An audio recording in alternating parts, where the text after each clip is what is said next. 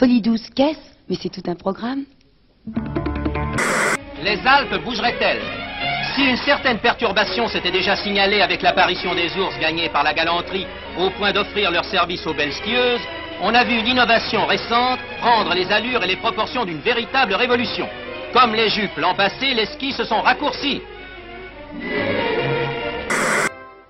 Val d'Isère a toujours eu un privilège, celui d'ouvrir début novembre et de fermer fin mai la saison traditionnelle du ski.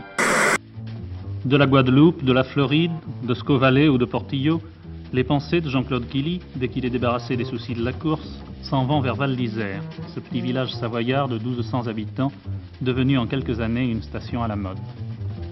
Val d'Isère au double visage, passé presque sans transition du maigre élevage à la réception en grand des groupes de touristes internationaux, sans pour autant perdre son charme et sa personnalité.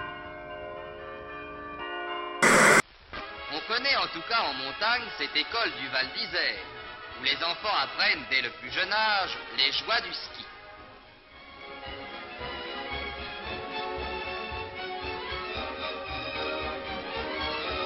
Mais le ski a des joies sévères, ce n'est pas du jour au lendemain qu'on devient un Émile Allais.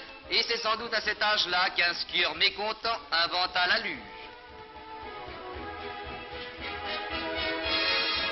Le développement des sports d'hiver et du tourisme de haute montagne est, particulièrement en France, un des phénomènes sociaux les plus surprenants de notre époque. Jean-Claude Killy, vous n'êtes pas ce qu'on appelle véritablement un montagnard.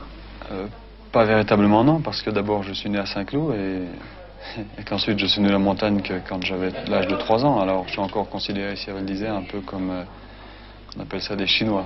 Ah bon, on appelle ça des Chinois? Des gens d'importation comme ça. Pourquoi? Je ne sais pas, c'est un terme qui a toujours été et qui ne change pas. Et vraiment, quand vous êtes un Chinois, vous le restez toute votre vie.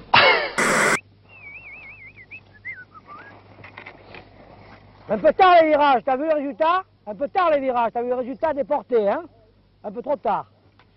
Le modernisme a fait véritablement de la montagne française la terre d'élection du ski et du tourisme d'hiver.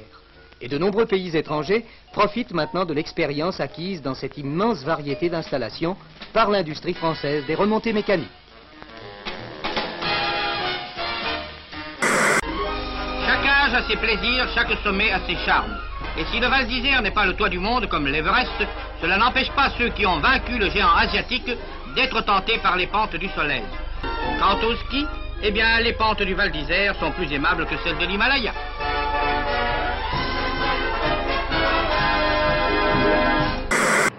Vous êtes très attaché à Val d'Isère, hein? Alors, énormément, oui, parce que justement, c'est là où j'ai tous mes amis. Vous comptez y rester longtemps, toujours? Toujours.